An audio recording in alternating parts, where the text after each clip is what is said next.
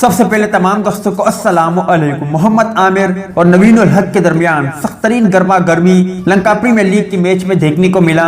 آگے کیا ہوا آج کی زیر نظر ویڈیو میں آپ بھائیوں کو اسی بارے میں بتائیں گے، مگر مزید تفصیلات کی طرف بڑھنے سے پہلے اس ویڈیو کو لائک کریں اور کمنٹ سیکشن میں آپ بھائی اس اپڈیٹ کے متعلق اپنی رائے کا اظہار ضرور کریں۔ 18ویں اوور کی تیسری گیند پر نوین الحق نے جب وکٹ حاصل کی، اس کے بعد محمد عامر بیٹنگ کے لیے میدان میں آئے تو انہوں نے نوین الحق کو پہلے ہی گیند پر چوکا رسید کیا، جس کے بعد محمد عامر اور نوین الحق کے مابین سخت ترین گرما گرمی دیکھنے کو ملی۔ ایک وقت میں تو ہاتھا پائی ہوتے ہوتے رہ گئی، جبکہ دونوں ٹیموں کی کھلاڑیوں نے صلح کروا دی اور کھلاڑیوں کو پیچھے کیا۔ اس کے بعد جب محمد عامر نے آخری اوور میں نوین الحق کو ایک چکا رسید کیا تو ایک بار پھر نوین الحق اور محمد عامر کے درمیان گرما گرمی دیکھنے کو ملی، جو شدید نوعیت کی تھی۔ مطلب صاحب کہ اب نوین الحق کو نہ آپ نے چوکا لگانا ہے اور نہ ہی چکا۔ خیر، اس بدتمیزی کا بھرپور جواب محمد عامر نے بھی دیا اور یہ دیکھتے ہی دیکھتے دونوں ٹیموں نے صلح کروا دی۔ یار دیکھو، دونوں آپس میں مسلمان ہیں۔ اس سے پہلے ورلڈ کپ 2019 میں بھی دونوں ملکوں کی ٹیموں کے مابین جھڑپ دیکھنے کو ملی تھی، ساتھ ہی ساتھ تماشائیوں کے مابین بھی ہمیں جھڑپ دیکھنے کو ملی تھی، جو کہ پوری دنیا نے دیکھا۔